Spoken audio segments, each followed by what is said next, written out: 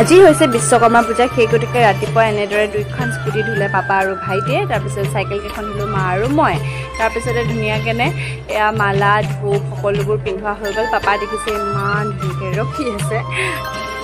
এয়া আমি ধুনীয়াকেনে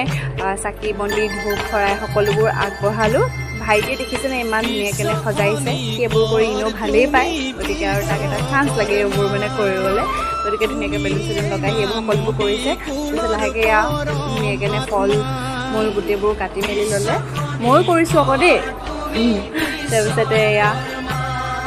প্ৰসাদৰ আয়োজন কৰা হৈছে যিহেতু প্ৰসাদ প্ৰথমতে আমি সকলোৱে খালেও প্ৰসাদ খাই মেলি ধুনীয়াকেনে সকলোবোৰ ঠিক ঠাক কৰি মেলি হৈ গ'ল